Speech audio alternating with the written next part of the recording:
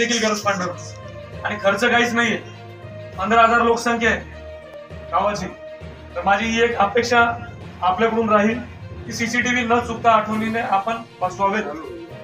महत्वाच्या चौकामध्ये त्याच्या गावात देखील 1-2 बसले आणि त्याचं मॉनिटरिंग जे असेल, जिथे डीव्हीआर असेल, एनव्हीआर असेल, आता नवीन एनव्हीआर आलेला आहे, तो ग्रामपंचायतीच्या याच्यामध्ये लॉकरमध्ये ठेवला तर चांगलं राहील, जेणेकरून त्याच्यामध्ये कोणी छेडछाड देखील करणार नाही. चांगल्या क्वालिटीचे कॅमेरे आहेत. आता लाईटला सुद्धा अंधार जरी असला तरी ते पूर्ण कॅच करतात. होणारी घटना टळली जाऊ शकते. हा कळायला काहीच वेळ लागत नाही. नाव खराब झालं, शासकीय योजना सुद्धा येत नाहीत. गावाचं नाव जर संवेदनशील राहिलं, बऱ्याच गोष्टी पासून गाव वंचित राहतं. एक लक्षात असू द्या, भांडणं असतात, 4 इकडचे 4 तिकडचे 4, त्यात पूर्ण गाव बदनाम होतं. म्हणून मी तुम्हाला हे सांगू इच्छितो, तुम्हाला तशी काही कुरबुर वाटली किंवा काही जर तुम्हाला वाटलं तसं तर पर्सनल येऊन सांगा किंवा आमचे बीट आमदार आहेत, अधिकारी आहेत, तुम्हाला 100% पोलीस प्रशासनाच्या वतीनं मदत करण्यात येईल. परंतु तुम्ही देखील कायदा कृपा करून हातात घेऊ नका. शांतता राखा. मला अवघे 15 दिवस झाले. मी परत सांगतोय का तुम्हाला, कारण गावाचं नाव चांगलंच खराब झालेलं आहे. चांगलं करायला वेळ लागेल, तर कायदा हातात घेऊ नका. तसेच आपले जे मुख्य रस्ते आहेत, कृपा करून ग्रामपंचायतीला सांगतो मी की आपण सुद्धा त्या रस्त्यावरती येणं. आता मी त्या दिवशी ती फळाची गाडी पाहिली, कॉर्नर लावली होती, मी त्याला सांगितलं बाजूला घे. अपघात होण्याची शक्यता नाकारता येत नाही. उद्या अपघात झाला, कोणी मेला, तुम्हीच परत रस्त्यावर येणार, साहेब ये मार गया, हा मेला, याची चुकी आहे. वास्तविक पाहता आपण सुद्धा कारणीभूत असतो. रस्त्यावरती जमणं, बऱ्याचशा गोष्टी आहेत छोट्या छोट्या मित्रांनो. खंडाळा गावाचं नाव मी पहिले खूप आवर्जून चांगलं, म्हणजे मला खूप चांगलं वाटायचं. हा प्रकार झाला, मला अतिशय वाईट वाटलं. अरे इथं सगळं लॉ अँड ऑर्डर पूर्ण महाराष्ट्रात पेटलं. तरी देखील झाल्या गोष्टीमध्ये आणि जी कायदेशीर कारवाई आहे ती केलेलीच आहे. परंतु तुमच्याकडून मी सर्व गावकऱ्यांकडून शांततेची अपेक्षा बाळगतो. तसंच आता मी माझं जेवढं सांगायचं तेवढं सांगितलं. माझा सर्वात महत्वाचा मुद्दा हाच आहे की सीसीटीव्ही पहिले गावात बसू. चौकामध्ये सीसीटीव्ही जर बसले 100% 90, म्हणजे मी सांगतो तुम्हाला भांडणं होणार नाही. हॅलो, मी एक अडाणी माणूस आहे. माझं मोठं थोडं बोलणं सगळ्यांनी समजून येईल. तर मला एक असं म्हणायचं आहे की आपण शांतता समितीची बैठक आहे, परंतु शांतता भंग होण्याची जे कारण आहे ते आपण शोधले पाहिजे. तर मी 1-2-3 पॉईंट सांगतो. ते कोणी असं एका विशिष्ट वर्गाने ते अंगावर घेऊ नये. पहिली गोष्ट, फळांच्या गाड्या असेल, भाजीपाल्याच्या गाड्या असेल, ह्या पाठीमागे लागल्या पाहिजे. दुसरी गोष्ट, इथं कॉलेजची मुलं सकाळी सकाळी भरपूर जातात वैजापूरला. तर इथं रिक्षा इथे इतके उभे असतात तर ते एसटीला तिथं थांबा नसतो. त्या मुलांची रेलची रस्ती एखादं आडवं येतं, तेवढं येतं, तिथं सुद्धा ऍक्सिडेंट होईल संबंध आहे. याच्या करताना तुम्ही ह्या रिक्षाला, ठीक आहे, प्रत्येकाचा पोट पाण्याच्या मान्य करतो, परंतु याला कुठंतरी पुढे मागं धाबा द्या. थांबण्यासाठी पुढे द्या, मागं द्या, धाबा द्या. फक्त इथं एवढ्या ह्या जागेत द्या, कारण एसटी थांबत नाही तिथं. अक्षरशः रोडच्या सेंटर एसटी थांबते. हे पॉईंट. धन्यवाद. बस स्टँड सांगा ना, बस स्टँड तुम्ही मागा ना, सांगा ना, 100% याच्यावरती कुठेतरी प्रतिबंध येईल असं मला वाटतं. तसे सरपंच साहेब बोलले की खंडाळासारखे 53 गावं आहेत आमच्या याच्यामध्ये. एकच खंडाळा गावच नाही, तरी देखील आवर्जून मी या गावामध्ये विशेष लक्ष देऊन जेवढं होता येईल तेवढी मी पूर्ण करण्याचा प्रयत्न करेन. मित्रांनो, आता तुम्ही पाहिलं सध्याचं जे गुन्हे दाखल झाले दोन्ही, एखादा गुन्हा दाखल झाला तर त्याची निर्गती म्हणजे पूर्ण केस चालल्यानंतर कोर्ट वगैरे त्याचे पूर्ण फायनल जजमेंट येईपर्यंत 10 ते 15 वर्ष निघून जातात. आता जे आतमध्ये गेले तुम्हाला माहिती त्याचं वय किती असेल, 20-25 वयोगटातली. सरपंच साहेब बोलले 20 ते 25 वयोगटातील मुलं असतात. आपण इथं सर्व प्रतिष्ठित आहात. आपण देखील आपल्या घरी मुलांना, भावाला ह्या प्रकार किंवा असा प्रकार त्यांच्या हातून घडणार नाही याकरता वेळीच त्यांना जरब बसवला तर असा प्रकार भविष्यात होणार नाही. जे भविष्य आहे हे आपल्या हातात आहे. गावाचं नाव खराब होणार नाही याकडे आपणच आवर्जून लक्ष दिलं पाहिजे. पोलीस येतात, गुन्हा घडला नंतर आम्ही येतो. बरोबर. गुन्हा काही घडलं मग आम्ही येणार पंचनामे करणार. आम्ही इथं 2 वर्ष राहणार अधिकारी, तुम्ही गावातच राहणार. तुम्हाला सर्वांना इथं गावात राहायचंय. त्यामुळे गावामध्ये सर्व जाती धर्माचे, हिंदू, मुस्लिम, बौद्ध जे पण असतील सर्वांनी एकत्र राहा. मित्रांनो, आमचं काही नाही. आम्ही कागद काळे करणार, गुन्हे दाखल करणार, तुमची तक्रार घेणार, त्यांचे घेणार, नुकसान तुमचं होणार. गावात तुम्हाला राहायचंय. पुन्हा भविष्यात काय होणार, असा प्रकार होणार. परत असेच गौरव सारखे रागात एखादं कृत्य केलं, गौरव तयार व्हायला नको, किंवा समोरच्या व्यक्तीने पण जे कृत्य केलं तसे लोक तयार व्हायला नको. तसं आणखी बॅनरचं एक सांगितलं, फोटो लावता वाढदिवसाचे. तर माझे हेच तुम्हाला विनंती राहील गावातल्या लोकांना, ग्रामपंचायतीला अधिकार आहे, तुम्ही वापरा अधिकार. अनधिकृतपणे बॅनर कोणी बसवणार नाही. मग आपल्याला हा प्रॉब्लेम येणारच नाही की कोणाचे फोटो असतील किंवा काय असेल, कोणी विटंबना करेल. अनधिकृतपणे बॅनर देऊ नका. नगर परिषदेला सुद्धा मी आता सांगितलं. याच्या आधी मी गंगापूरला सांगितलं होतं तर तिथं बॅनर विदाऊट परवानगी कोणी लावत नव्हतं. आता हे गाव असल्यामुळे ग्रामपंचायतचा अधिकार आहे. जर कोणी अनधिकृतपणे बॅनर बसवलं तुम्ही कारवाई करा. कोणी ऐकत नसेल आम्हाला कळवा. कृपा करून सरपंच साहेब म्हटले गावाचं नाव लौकिक करा. तसं त्यांनी सांगितलं, अगदी बरोबर सांगितलं. ही पाण्याची बॉटल सुद्धा आणायला खिशातून लागतात. सगळं ऑनलाईन झालेलं आहे. ते तेवढंच खरं आहे. तर काही गोष्टी त्यांच्या देखील तुम्ही समजून घ्या.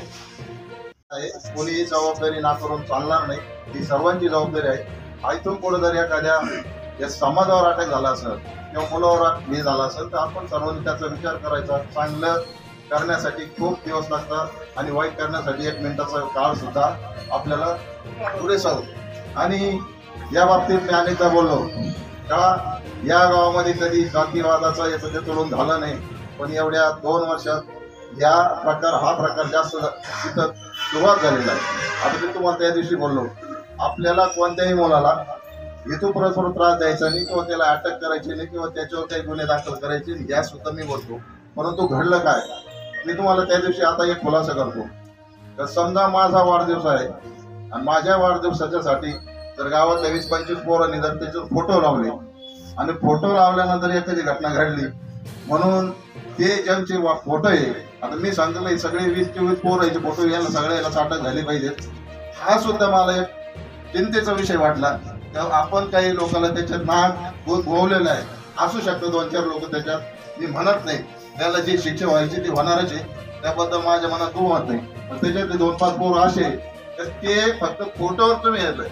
आता मला पोलीस डिपार्टमेंटला प्रश्न नाही विचारायचा किंवा प्रश्न करायचा नाही, पण हे खोला टेप मध्ये जाऊन सुद्धा तुम्ही याची चौकशी करायला हवी होती, असं माझं मत नाही. सर्व जनतेचं या गावकऱ्याचं मत आहे. ते मी त्यांच्या वतीनं इतर हे करतो. आणि इथून पुढं मी प्रत्येक माझं आपल्या गावाचं नेतृत्व 3 लोक जबाबदारी आपल्या सगळ्या मिळून हे 3 लोक आहे जे जर समाजात झाले ना या गावात काहीच होणार. तेव्हा मी परत या शांतता कमिटीच्या वतीनं आलेले आपले नवीन पी आय साहेब, त्याच्यानंतर नरवडे साहेब आणि त्यांचं पूर्ण वैजपूर पोलीस स्टेशनचं पूर्ण स्टाफ, सगळ्या हिंदू बांधव, आपले बौद्ध बांधव, मुस्लिम बांधव आणि अल्पसंख्याक सर्व बांधव, आडवली जातीचे सर्व प्रतिनिधी तिथे हजर आहे. तेव्हा ग्रामपंचायतीच्या वतीनं मी तुमचं सर्वांचं कौतुक करतो, तुम्हाला शुभेच्छा बी देतो. इथून पुढे आपण या पद्धतीनं चाललं पाहिजे. आपल्या गावाचं नाव, आपलं विकास करून आपल्या गावाचे अधिकारी आहेत त्याच्यावर बिल्डिंग पाहायचे म्हणजे आमच्या नांदेड बसून कुठली बळजबरी हुकुमशाही आहे काही, याचं बंद कर त्याचं बंद कर, ही कुठली प्रथा तुम्ही लावली? अरे त्याची इच्छा असते, एखाद्याचं भाड्याचं दुकान असतं त्याला भाडं द्यायचं असतं. ही पद्धत एकदम चुकीची आहे.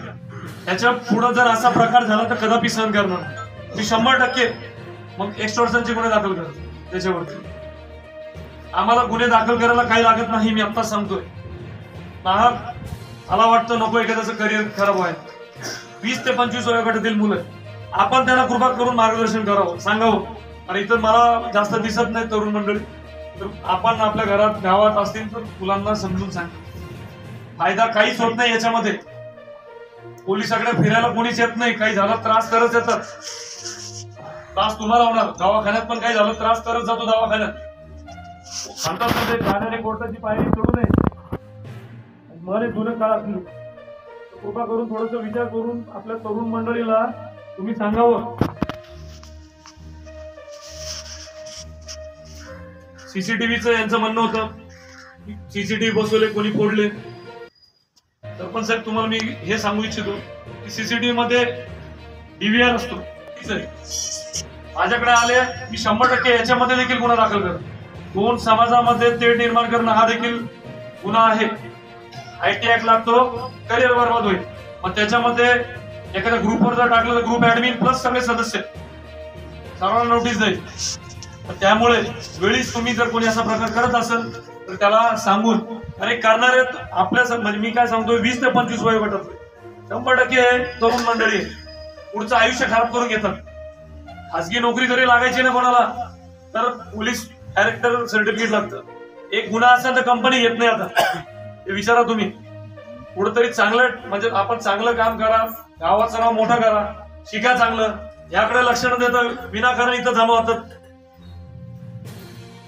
परत काही झालं का ह्याला मारलं त्याला मारलं, स्वतःचं नुकसान करता, समोरच्याचं नुकसान करतं. टाळी एका हाताने वाजत नाही, मी मान्य करतो.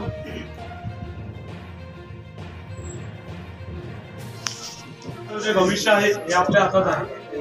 गावाचं नाव खराब होणार नाही याकडे आपणच आवर्जून लक्ष दिलं पाहिजे. पोलीस येतात, गुन्हा घडला नंतर आम्ही येतो, बरोबर. गुन्हा काही घडलं मग आम्ही येणार, पंचनामे करणार. आम्ही इथं 2 वर्ष राहणार अधिकारी, तुम्ही गावातच राहणार. तुम्हाला सर्वांना इथं गावात राहायचंय. त्यामुळे गावामध्ये सर्व जाती धर्माचे, हिंदू, मुस्लिम, बौद्ध जे पण असतील सर्वांनी एकत्र राहा. मित्रांनो, आमचं काही नाही, आम्ही कागदकाळे करणार, गुन्हे दाखल करणार, तुमची तक्रार घेणार, त्यांचे घेणार, नुकसान तुमचं होणार. गावात तुम्हाला राहायचंय. पुन्हा भविष्यात काय होणार, असा प्रकार होणार. परत असेच गौरव सारखे रागात एखादं कृत्य केलं, गौरव तयार व्हायला नको. किंवा समोरच्या व्यक्तीने पण जे कृत्य केलं तसे लोक तयार व्हायला नको. तसं आणखी बॅनरचं एक सांगितलं, फोटो लावता वाढदिवसाचे. तर माझे हेच तुम्हाला विनंती राहील गावातल्या लोकांना, ग्रामपंचायतीला अधिकार आहे, तुम्ही वापरा अधिकार. अनधिकृतपणे बॅनर कोणी बसवणार नाही.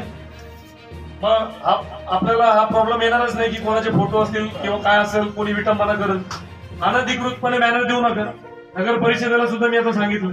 याच्या आधी मी गंगापूरला सांगितलं होतं तर तिथं बॅनर विदाऊट परवानगी कोणी लावत नव्हतं. हे गाव असल्यामुळे ग्रामपंचायतचा अधिकार आहे. जर कोणी अनधिकृतपणे बॅनर बसवलं तुम्ही कारवाई करा. कोणी ऐकत नसेल आम्हाला कळवा. कृपा करून सरपंच साहेब म्हटले गावाचं नाव लौकिक करा.